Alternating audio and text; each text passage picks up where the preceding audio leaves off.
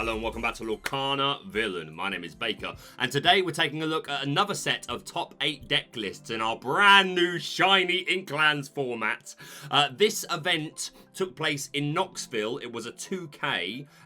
The hosts were CM Games, CM Punk, sorry, Wrestling Mind came out. This event took place just a couple of days ago on the 24th, so I think it was actually before the 101 person tournament in Germany that we covered. This one was 29 players, but not as big of a field, but still respectable, and we wanna get all the data that we can for our nice new format. So yeah, we're gonna be taking a look. Couple of little bits of admin, as always. You can skip to the parts you're interested in through the timestamps below. But yeah, I want to plug a couple of things. Firstly, I recently appeared on another Lorcana YouTuber's channel. I was invited onto the Loremeisters podcast, courtesy of Earlmeister, and they are a fantastic video editor, and they made a really cool intro for it. They do interviews with lots of people, and they always do really good intros. And I thought, if I've got a lot of new subscribers from the last couple of videos, so if you're brand new, it might be a good introductory way to get to know me a little bit better. And if you've been on the channel for a while, feel free to go check out the full interview, which will be linked down below. But yeah, I'll just show you the intro.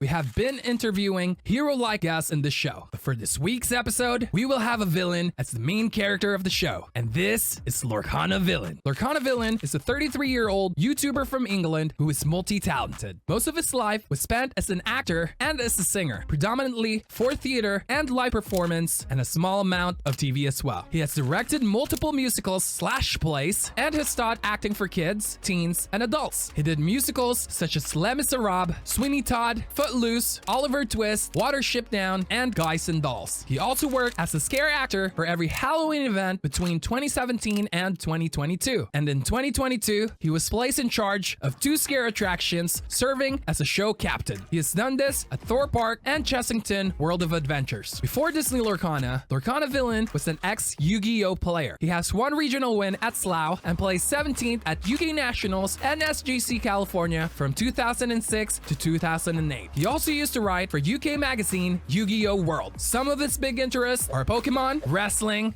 and Metal Gear Solid.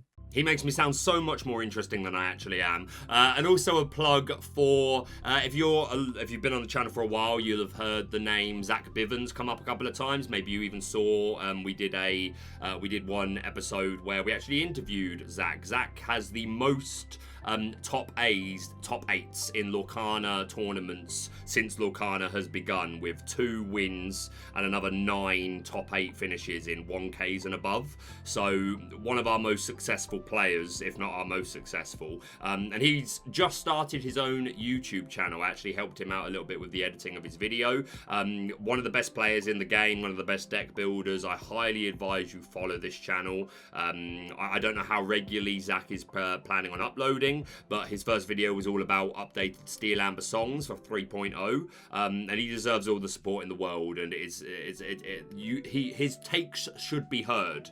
So he will be linked down below, so go check him out. But yeah, other than that, let's move on and take a look at the top 8 deck lists. Are you looking to buy singles from Into the Inklands? Then check out Cardmarket for all your trading card game needs. So once again, Emerald putting in an absolute shift. I know it's too early to really call, but I really do think that Emerald is going to be the top ink of this season. And I have a feeling that Emerald Amethyst mirror match is going to be the new RA mirror match, like it's in its chess-like mentality. But yeah, Emerald Amethyst once again picking up a dub. So in first place we've got Travis with some EA Tempo. Just win the game. So we start off with 4 copies of Pascal, 1 drop, 1/1, Quest for 1, and Camouflage, where he has Evasive if you have another character in play. We are an aggro deck at our core. We've also got 4 copies of the new Cursed Merfolk, 1 cost uninkable, 0/1, so never outputting any damage, but questing for 2, and Poor Souls. Whenever this character is challenged, each opponent chooses and discards a card. So a couple of just nice early aggro 1-drops. We've also got 4 copies of Madam Mim Snake and 4 Foxes, which require us to return a character to our hand to play them. So these 1-drops are going to be really good for that, and also for protecting our 1-drops. The Madam Mim Fox has Rush if you're new to the game, which makes her an incredible board, an incredible card to control the board, being able to put her down just for returning any of our low-cost characters, and then immediately challenge something with that 4/3 stat line. So love to see it. We've got 2 copies of Pua in this deck. Pot-Bellied Buddy, 2-cost inkable, 2/2, quest for 2, and always there. When this character is banished, you may shuffle this card into your deck. And it does make sense in a deck which is just aggro and should be doing quite a good job of like drawing, courtesy of Ursula and Strike a Good Match and friends on the other side. And there's Maleficents in here as well, and Rabbits, but Ursula's going to put in a lot of this digging. It's quite reasonable to like see this multiple times, and you regularly want low-cost, high-questing characters, so I like the addition. We've got 4 copies of Flynn Rider, 2-cost inkable, 1/2, quest for 2, and here comes the Smolder. Whenever this character is challenged, the challenging player chooses and discards a card. So the same ability as our cursed Merfolk, but on a body that's slightly more expensive, but with a better stat line and inkable. Also 4 copies of the new Ursula Deceiver. All the Ursulas in here are fantastic. 2-cost inkable, 1/3, quest for 1, and you'll never miss it. When you play this character, chosen opponent reveals their hand and discards a song card of your choice. So we're chucking away those whole new worlds. We're chucking away the Be Prepared when we've got a nice big board. Even in the early game, if we want to decrease that, because if we want to play turn 3, if we know we want to turn 3 play Ursula Deceiver of All, the 3-drop. We want it to be safe, we want it to survive the turn so that she can sing her songs, and she's going to be a prime target for things like Smash and Strength of a Raging Fire, be a man. Sorry, I'm not really. So yeah, we want to protect her, and going turn 2 Ursula Deceiver means we can do a Scout to try and remove those cards that would threaten our Deceiver of All, and of course, because we've got bounce cards like Fox and Snake, we can get multiple uses out of our Ursula. 3 copies of Maleficent just for the card draw when she enters play, 2 copies of Merlin Crab when you play this character, and when he leaves play, chosen character gains Challenger 3, meaning they will gain 3 strength when they're challenging a character. So it's going to make all these early characters, these low-cost characters, hit a little bit. Even the Cursed Merfolk suddenly can hit for 3. Pascal getting to 4, which takes out most evasive things in format. And then anything that, even Pua going to 5, that's relevant. And as soon as you're boosting things like Madam Mim Snake and Maleficent, yeah, you're getting to nice big numbers with this. So good for taking out big bodies, good against locations, and again, we can keep bouncing this. We've got 4 copies of Kit Cloud Kicker, Tough Guy, 3-cost inkable, 2/2, quest for 1, and Sky Surfing. When you play this character, you may return chosen opposing character with 2 strength or less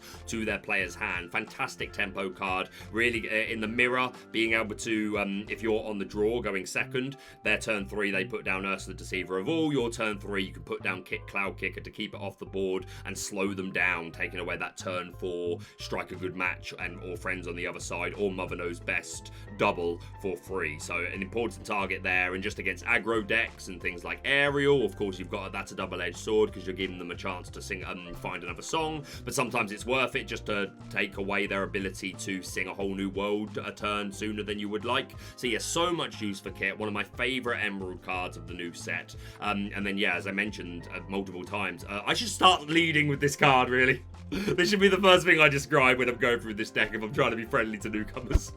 So we got Ursula Deceiver of All, 3-cost inkable, 2/3, quest for 1, and what a deal. Whenever this character sings a song, you may play that song again from your discard for free, then put it on the bottom of your deck. So our songs here are Strike a Good Match, which is a 2-cost inkable, draw 2 cards, then choose and discard a card. We've got 4 copies of Friends on the Other Side, draw 2 cards, and 4 copies of Mother Knows Best, return chosen character to their player's hand. So Friends on the Other Side is a draw 4, Strike a Good Match is a draw 4, discard 2, and Mother Knows Best is a just bounce 2 characters back to the opponent's hand. Against most decks, this is crippling. Absolute, like if it's any deck that wants to go turn 1 drop, turn 2 drop, to start building to things. Like if you go first against Mufasa, and say if they go turn 1 Pluto and then turn 2 Doc, and then you just return them both to their hand. Like, you just slow them down so much. And there's other examples of ways that this would just completely shut a deck down, losing that much tempo if they need to, like, put down multiple characters early.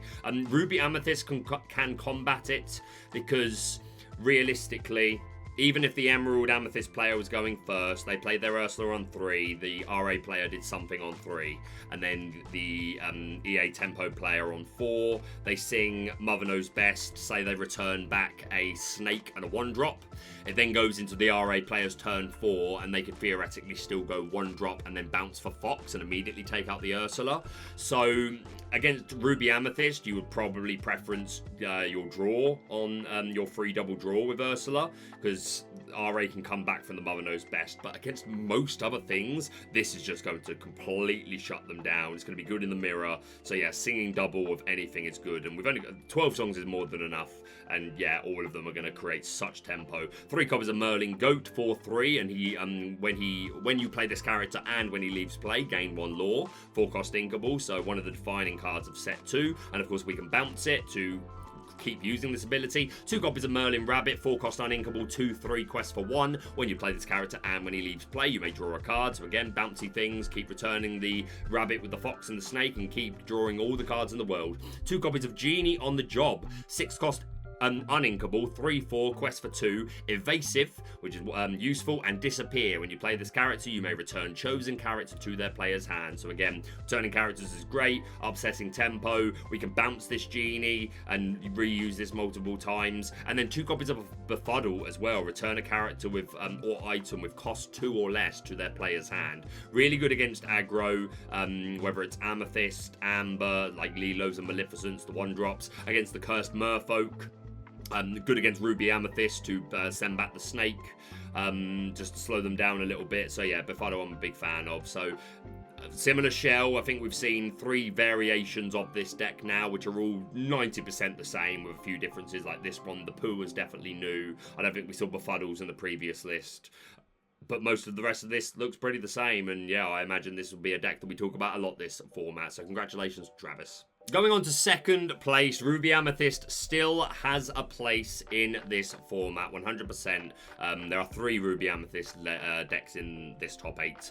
We've got Kendall, which the name's familiar. I feel like I've covered a top 8 where they've made top cut before. But nonetheless, this is some RA control. So we've got 7 1-drops, 4 Olaf, 3 mini to be food for our Madam Mim Snake, our Madam Mim Fox. Also, if our opponent is playing Lady Tremaine's, then these help to make sure that Tremaine's targets are less favorable for our opponent. We talked about the Snake, the Fox, the Crab, the Merlin, and the Rabbit. We've got 4 copies of Mini Stylish Surfer in here. 3-cost inkable, 1/3 in quest for 2, and evasive. A star of season 2, just for the amount of gas that Mini can get if your opponent doesn't have evasive answers. So still putting in some work. 2 copies of the new Prince Eric, Expert Helmsman, 4-cost uninkable, 2/2 quest for 2, and surprise maneuver. When this character is banished, you may banish chosen character. So a great control card, works really well with our Teeth and Ambitions, which we have 4 copies of. 2-cost inkable Song, deal 2 damage to chosen character of yours to deal 2 damage to another chosen character.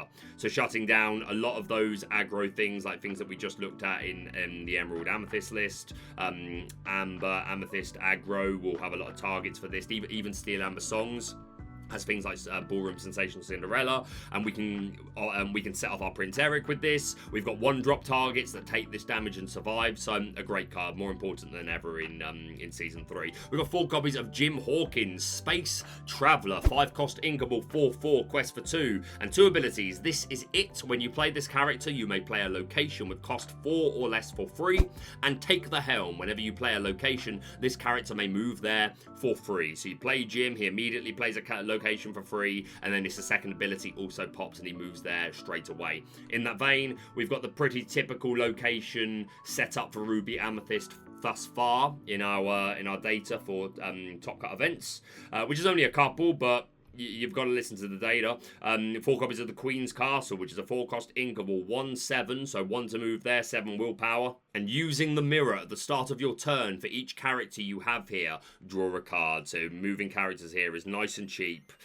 Even having one character here at the beginning of your turn is still like Beast Tragic Hero was a hero of season 2 because of just a draw 1. And this is basically the same, except this can't be offset. In many ways, this is better than... I mean, it's in a different colour. But in some ways, it's more reliable. Don't get me wrong, you put this down on your turn 4, then unless you're playing shenanigans like Voyage or Magic Carpet, then you can't move anything there until 5, so you're not getting value till 6. So Beast does come online quicker more often than not, but just putting damage on Beast offsets him. Just damaging this a little bit won't do that, and you could potentially get so much draw from this. Yeah, I don't think this is a turn 4 play when you can help it. This is a later stages of the game, turn 6, 7, 8.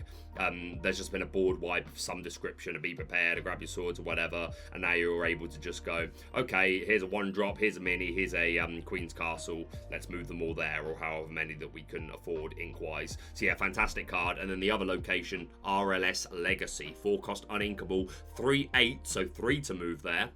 And 2 abilities. I'm turning my head to read it. This is our ship. Characters gain evasive while they're here, and heave together now. If you have a character here, you pay 2 less ink to move characters here. So if you can get Jim to rush this into play and he moves there immediately, then it now only costs 1 to move a character here, and suddenly you've got evasive. So you're dealing with opposing minis. Greenfasa plays a lot of evasive, and you're just being more annoying yourself. So great. Finish off the characters. We've got 4 copies of Maui, more important than ever in my opinion, with that rush 6/5. 3 copies of Madame Medusa. When you play this character, banish chosen opposing character with 3 strength or less. So many good targets for this. The Minnie Mouse, the Beast Tragic Hero. Here's the slide for you one more time to demonstrate not all of, but a lot of Madame Medusa's very important targets. The 4 friends on the other side, and of course the 4 be prepared board wipe. So yeah, Ruby Amethyst, this looks very similar to the build that did well, both the builds that did well in the 101 person event in Germany.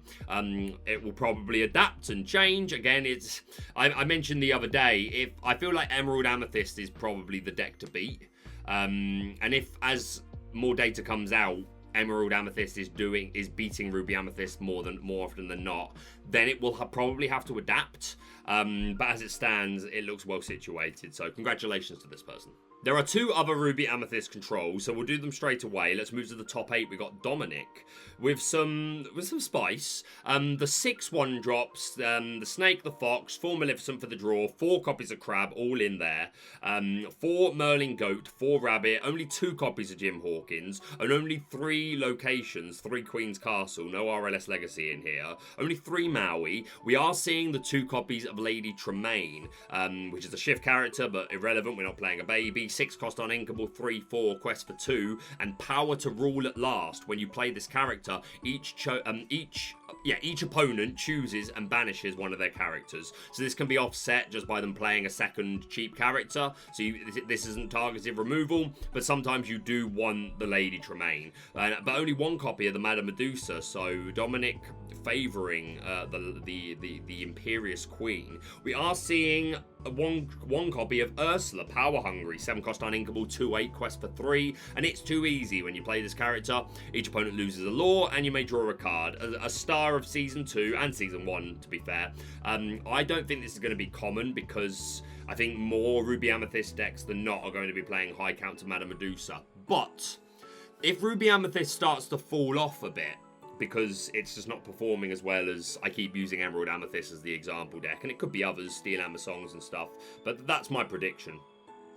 Maybe they stop running them or run lower counts, but to be fair, even just having less players playing Ruby Amethyst, if that's less of the field, then, because Ursula's good against pretty much anything else, great against Steel Amber Songs with that big body.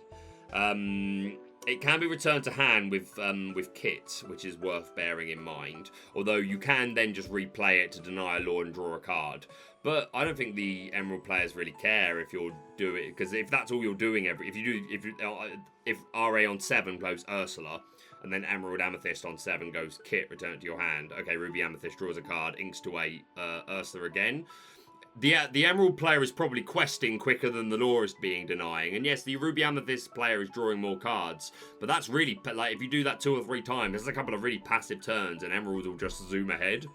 So I still think Kit is a good target for this. And obviously Madame Medusa will eat this up.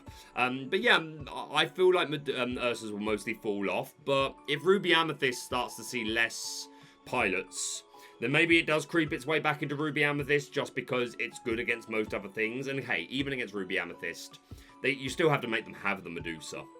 And you still get value from Ursula from drawing a card and denying a law. So there is an argument to including her. We've got 3 copies of Maleficent Monstrous Dragon. I said the other day, I feel like we didn't see any Maleficents in the top RA lists, and I was like, I feel like the format's just too fast. But putting in a shift here, 3 copies of Teeth and Ambitions for friends, for 3 Be Prepared, and we mentioned the Queen's Castle. And then, yeah, a bit of spice, 2 copies of Jafar Lamp Thief. 3 cost inkable, 2/2, quest for 2, and I'm your master now. When you play this character, look at the top 2 cards of your deck, put 1 at the top and 1 at the bottom. So the nice thing about this is that you can dig you can try and dig for your Be Prepared for when you need it, because obviously as the RA player you have to be so wary of the opposing Ursula and the opposing Bare Necessities. So, like, you always want to throw that card away from your mulligan, and then you want to try and be able to find it at the right time, and hey, it's RA, we draw well anyway. And maybe this helps us manipulate our deck so that we draw it on the turn we want to play it, as opposed to the turn before, like, because a lot of good players playing Bare Necessities or Ursula will try and have access to an Ursula to use the turn before you have access to your Be Prepared, or at least when it would bother them for you to play it. So with this, you can manipulate your deck a little bit to try and make sure you only draw it on the turn you're going to use it. There's also kind of just the, am I playing the Floodborn Jafar? You don't know. Respect this Lamp Thief. So there's that. Not a choice I'd go with, personally, but just painting a couple of pictures as to why this might have been a choice. Still an aggressive quest, to be fair, and again, like, even at its core, making sure we're drawing inkables and like just a bit more control over your draw is never a bad thing. But I would potentially argue that Merlin's Squirrel for 1 less could kind of do the same job, and I feel like the one, it quests 1 less as well, but if that's why I'm running this, I'm probably going with the Squirrel. But interesting, and led Dominic to a top 8, so huge congratulations to them. Oh, and I've just remembered an extra note about this deck. I got these from inkdecks.com, and it actually had it listed as 7 Minnie Mouse Always Classy, which obviously at most can be a 4. I am guessing that the last 3 cards, because otherwise it's 57 cards, I'm guessing the last 3 are Stylish Surfer Mini, but I'm not certain, so I just wanted to clarify. This deck is missing 3 cards. I'm pretty sure they're Stylish Surfer Minis, but not 100%, but yeah. And then our last Ruby Amethyst list to look at is an aggro Lefou Loop, a deck that was doing very well, especially towards the latter half of Season 2. So the premise here is we are aggro. We're not running any of the big characters like Maleficents and Ursulas or anything over a 5 cost, really. But we're just an aggro deck. And one of the ways that we're going to do that at its core is we're going to utilize Arthur, Wizard's Apprentice, 3 cost uninkable, 1/3, quest for 1, and Student. Whenever this character quests, you may return another chosen character of yours to your hand to gain 2 lore.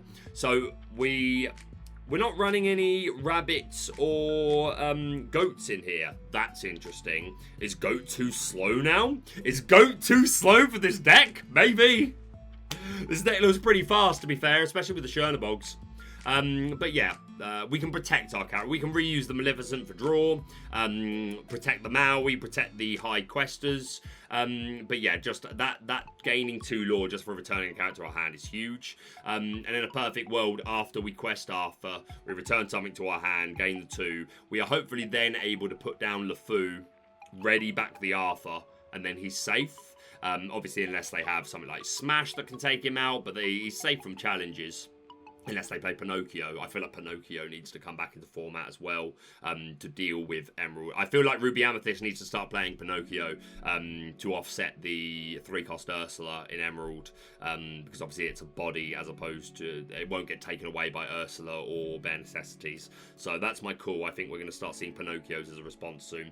But anyway, bar things like that, you re-ready the Arthur to keep him safe. And then on your next turn, you quest. You use the ability of Arthur to quest, return the Lefou to your hand, and then just put it back down, and that's why Lefou Loop. So that alone can, if they can't break the loop, that's just going to get you so much of a lore jump. And then we're just running high questing characters, like we've got 4 copies of the Stylish Surfer Mini, Jim Hawkins quest for 2, and we are running the RLS Legacy and the Queen's Castle. We're also running a couple of other locations, but we can give him evasive as well, and anything gets evasive when it's at the RLS Legacy, so that makes him another annoying evasive quester. We've got 4 copies of the Chernobog's Followers, who I'm really liking. Such a diverse card. 1-cost Inkable, 2/1, Quest for 1, and Restless Souls. Whenever this character quests, you may banish them to draw a card. So yeah, just really diverse. You can put this down to either be a check to opposing characters where 2 strength would take them out. You can keep questing if your opponent doesn't threaten it, or you can use it to immediately quest, draw a card, and it's just digging through your deck, and it's just a consistency card to help you find the pieces that you actually need. So I really like this. We've got the 4 Maleficent, the aggressive quester, 2 Pascal to be another aggressive quester. Also running 2 copies of Hey Hey, Accidental Explorer. Considering the coconut. Wise words. 3/2, Quest for 1, and Mindless Wandering. I love this so much. Once per turn, when this character moves to a location, each opponent loses 1 lore. So this is really nice. Obviously, you're never questing with this. You're just bouncing between your locations, just slowly denying them lore, and make them need to deal with this Hey Hey with one of their chip damage cards. And yeah, we're running additional locations. 3 copies of Forbidden Mountain, and 4 copies of Agrabah. Forbidden Mountain gives you 1 passive lore gain, and Agrabah gives you 2. But Agrabah's only a 5 willpower, and Forbidden Mountain's a 6. So yeah, a bit of location control being added here. And I've recently covered locations of, I was playing Sapphire Ruby. I was really enjoying that, because locations are, they're nothing to ignore. Yeah, Maui's take them out, but they've got to have it. Sometimes that means that they're not challenging into one of your characters instead. And yeah, just more passive lore gain, which this deck is aggro, so this does make sense as additional locations to include. So yeah, really love it. Huge congratulations to Carl. Moving back to our top 4 now, we've got Zan with some Steel Flute Song. So if you're new to Lorcana, best to start with the Sleepy's Flute, which is a 2-cost uninkable item, and the ability A Silly Song. Exert. If you play the song this turn, gain 1 lore. And we are playing lots of songs. We've got 2 Be Our Guest, which lets us look at the top 4 cards of our deck, put a character into our hand. The rest of the cards go to the bottom of the deck. We got 1 copy of The World's Greatest Criminal Mind. That did not come out well, but we'll keep it anyway. Which can banish a character with with 5 strength or more, which is Cinderella Stout-Hearted, Maui, Maleficent. I need to get used to the newer characters that have 5 strength or more. There's the Captain Hook. A few things. I need to get used to learning the rest of its targets, but we can also manipulate this because we're running the Queen up here, the Floodborn, who can make characters stronger. We'll go back to her in a minute, but that's a way that we can get this online. 3 copies of Let the Storm Rage On, 3-cost uninkable, deal 2 damage to a chosen character, draw a card. 4 copies of Strength of a Raging Fire, deal damage to chosen character equal to the number of characters you have in play. 4 copies of And Then Along Came Zeus. I don't know, I've suddenly gone into all singing mode. Deal 5 damage to chosen character or location. And 4 copies of The Wheel, A Whole New World. Why did I riff? Ooh. Each player discards their hand and draws 7 cards. And 2 copies of Grab Your Sword, which is deal 2 damage to each opposing character. So lots of songs here, all with their purposes: to find cards, to destroy, to do chip, to do big chip, to get a complete hand refresh, and to do spread chip. So every time we sing one of these, we can tilt our Sleepy's Flute and gain a lore. And if we've got multiple flutes out, we can tilt multiple flutes. Also running one location, we got 4 copies of The Bayou, 1 cost inkable, 1/3, and Show Me the Way. Whenever a character quests while here, you may draw a card. So just searching for the pieces that we need. We're a song deck, maybe we want to find a specific song, we want to find one of our singers, so and it's 1 passive lore gain, so yeah, sounds good. Going back to our characters, 4 copies of stylish Ballroom Sensation Cinderella. I mean, she got style. Yas Queen. Singer 3, meaning she can sing our 3 or less cost songs from turn 2. So that's Be Our Guest, Criminal Mind, Storm Rage On, and Strength for a Raging Fire. So she's going to put in a lot of work. And we're seeing 1 copy of the Cinderella Stout Hearted. 5/5 stat line, quest for 3, resist 2, and the Singing Sword. Whenever you play a song, this character may challenge ready characters this turn. As we said, we've got a nice big song package. This should be online quite a lot. We've got the 4/4 Queen line I alluded to not long ago. Whenever this character quests, chosen opposing character gets -4 strength, and another chosen character gets +4 strength. Both just for this turn.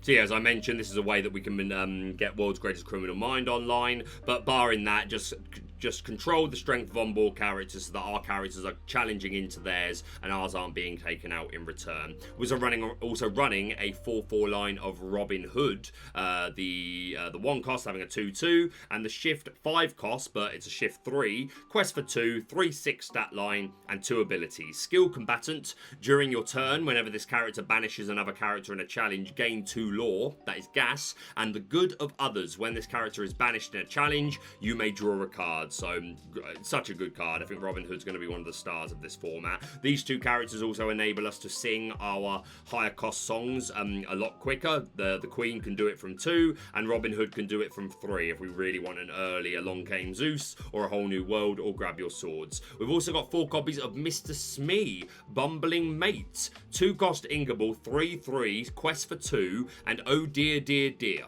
At the end of your turn, if this character is exerted and you don't have a captain character in play, deal 1 damage to this character. So pretty interesting. We are running no captains, so this ability will always happen. But it's not the end of the world. Like, having a 3/3 stat line on a character that's questing for 2, and you can put this down on turn 2, is pretty good. Even if you only get 1 quest or 1 challenge off, then it's probably finding value.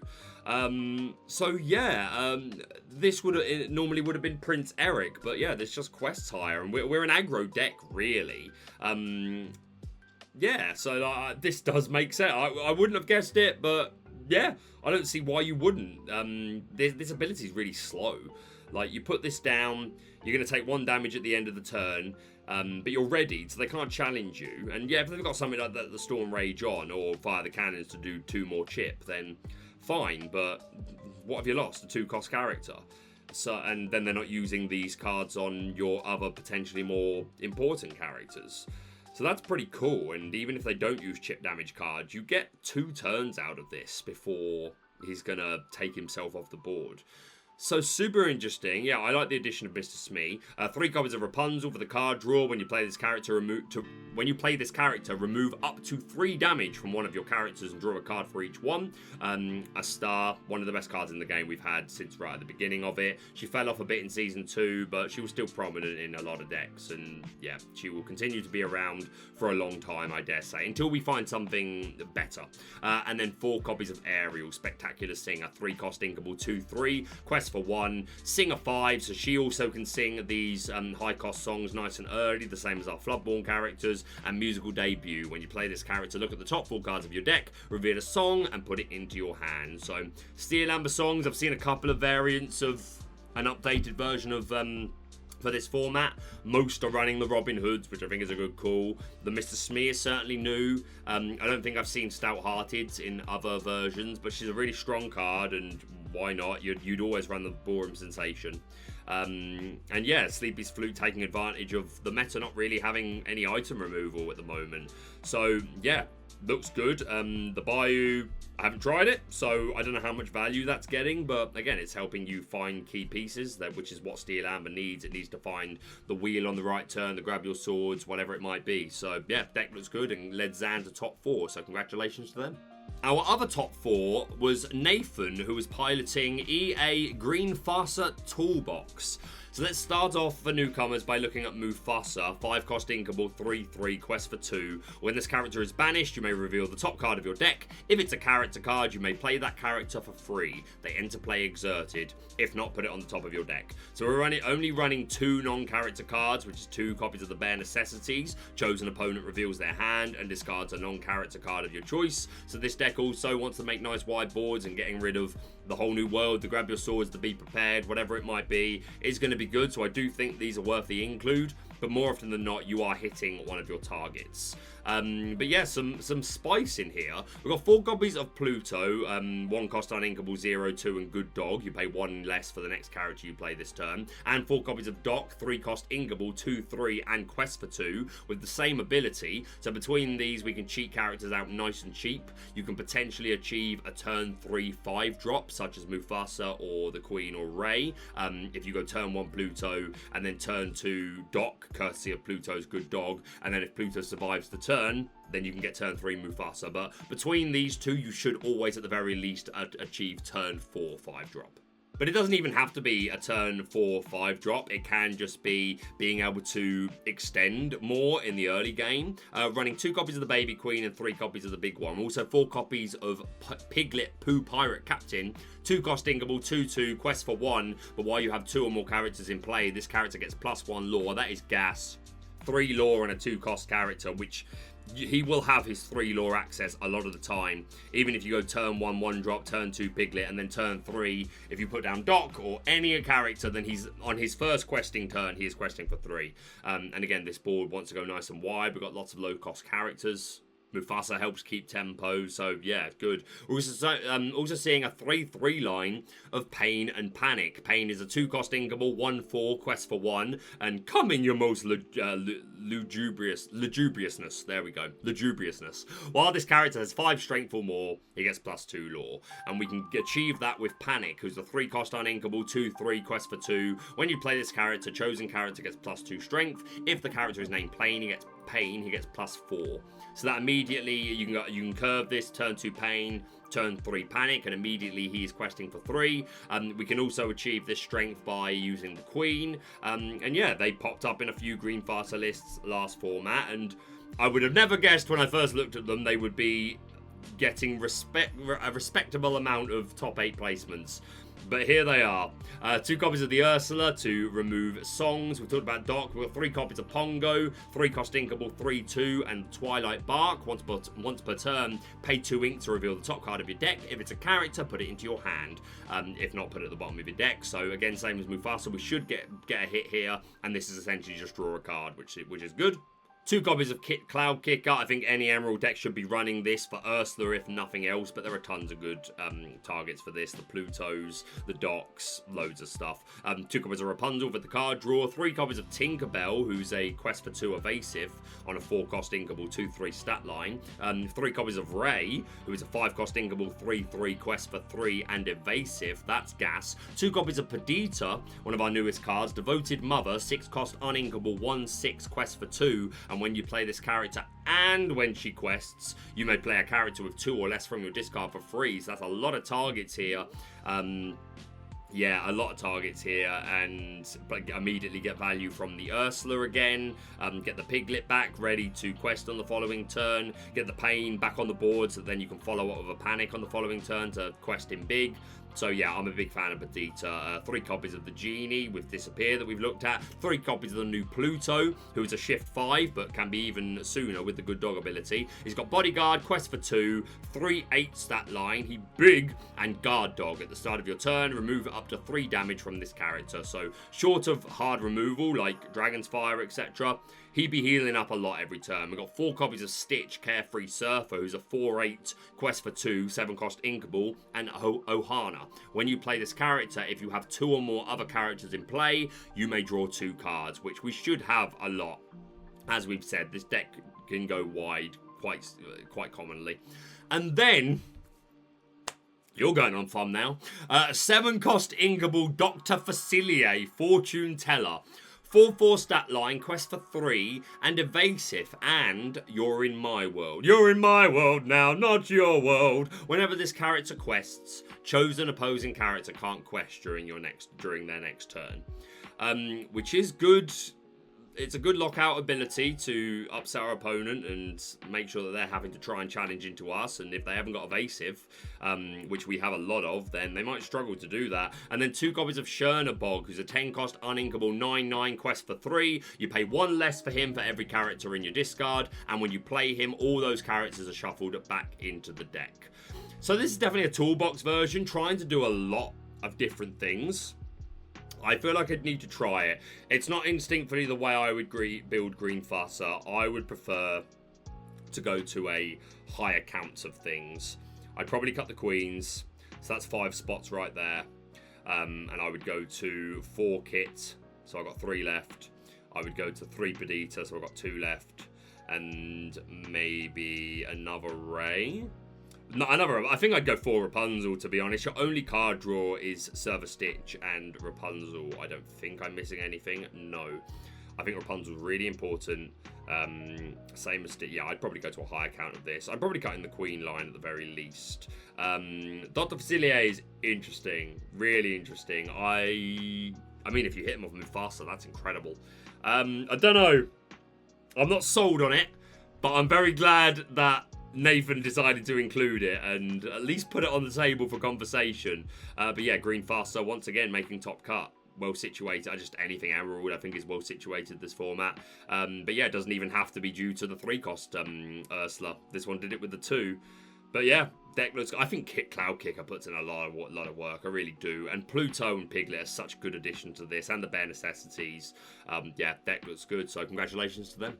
Next up in top 8, we've got Matthew with some Emerald Steel Relentless OTK. Although I should mention, OTK doesn't necessarily mean you go from 0 to 20 in one turn. Like, really, it's just a matter of, it's just because you can create a certain board state, or board state can be created if there's enough opposing characters on the field, where Beast can go from 0 to 20 in one turn. Majority of the time, you've already quested to 6, 7, 8, maybe even higher to like around the 12, 13, 14 mark, and you're just waiting for the right board state for him to just finish the job. But yeah, let's start looking at the Beast. 6-cost Inkable, 4/5, quest for 2, and Second Wind. Whenever an opposing character is damaged, you may ready this character. So as I said, we want to just keep damaging the opponent, keep readying, and then keep questing and just get to game that way. We need a lot of opposing targets on the field to do this a lot. But yeah, we're going to do damage in a multitude of ways. We've got Grab Your Swords. We've got Strength of a Raging Fire, Let the Storm Rage On. We've got Big Tink, who does 1 sprinkle damage just for entering play, and then a further 2 damage to a chosen character when she banishes something. We've got Chief Bogo, who's a 4-cost uninkable 2/4 quest for 2, and Insubordination. Whenever you play a Floodborn character, deal 1 damage to each opposing character. So we've got a few Floodborns here. We've got the Robin Hood, we've got the Tragic Hero Beast, Tinkerbell, and Helga Sinclair. So that's another way of getting that damage off. And 2 copies of the Sheriff of Nottingham, Corrupt Official, 4-cost uninkable 2/4, quest for 1, and Taxes Should Hurt. Whenever you discard a card, you may deal 1 damage to chosen opposing character. And we've also got 2 copies of the Bayou, which we've already mentioned. Whenever you quest with a character there, you can draw and discard a card. So the idea is you have Beast Relentless on field. You play Beast Relentless on 6, and assuming he survives a turn, on 7, if our opponent, and preferably our opponent, has a nice big board of characters, on 7, we put down the Bayou for 1. We put down the Sheriff of Nottingham for 4. We move the Beast to the Bayou, and then we can start a little chain where we quest with Beast. That makes the Bayou let us draw a card and discard a card. Because we discarded a card, Sheriff of Nottingham lets us ping, and because we've pinged, the Second Wind ability comes into play and Beast re-ready. So it's a 3-card loop, but it does require your opponent to have, like, your opponent has to have at least a character to even do it once, and depending on how many times you can ping will determine how many times you can do this loop. But let's look at everything else. We've got 4 copies of Captain Hook, who is a 1-drop and has Challenger 2, so it becomes a 3/2, so a nice early check. 4 copies of Robin Hood to shift into our big Robin Hood. 4 copies of Morph.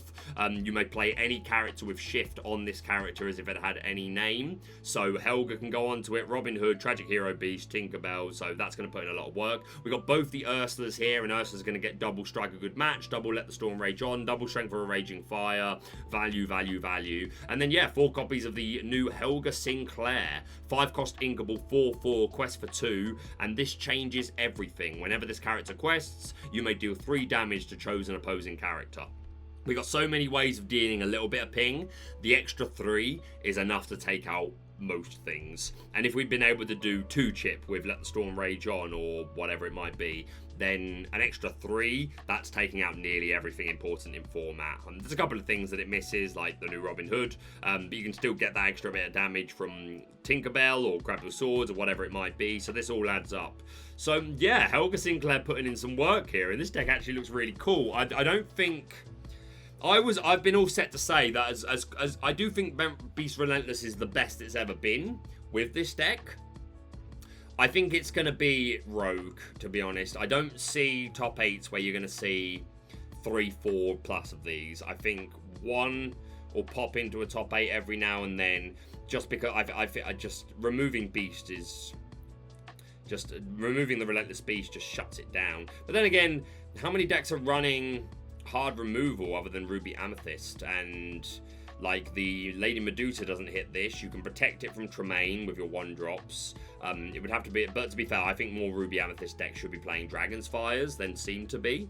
So maybe it does even better than I predicted, just because not enough decks can instantly remove the beast. And even if you're doing it with chip damage, then 5 is enough to survive most. Along Came Zeus, though. Everyone's playing Along Came Zeus, and that gets rid of this. I don't know. It's a good deck. I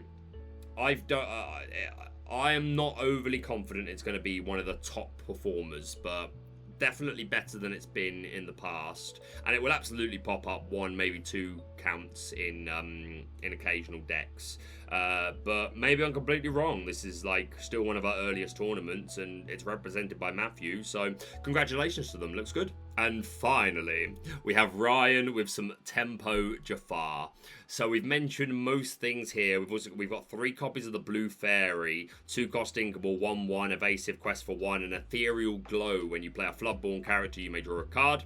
So our Floodborns are Dreadnought Jafar, Beast Tragic Hero, the Robin Hood Champion of Sherwood, Tinkerbell, the Striking Illusionist Jafar, Elsa's, and Yzma's.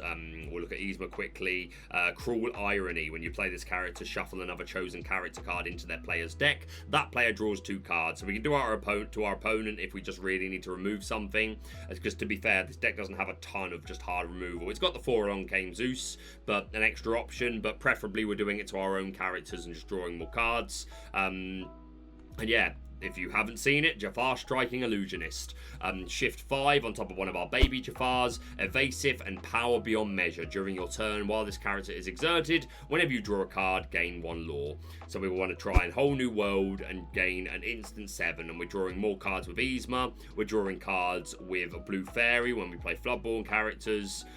We're not seeing any rabbits in here, so that's data to listen to. No goats in here. Goats too slow now. That's probably the title of this video. Dreadnought Jafar can draw extra cards. We're also running, concerning our Jafar line, we've got 3 copies of the Lamp Thief in here, who we mentioned earlier. So a 7 count of the baby Jafars, and then 4 Dreadnoughts, who is technically a baby Jafar because he's another shift target for our Striking Illusionist, but he can shift onto our other 2 smaller Jafars. The Royal Vizier here has evasive, which is useful for taking out Stylish Surfer minis and lots of things in Greenfasa.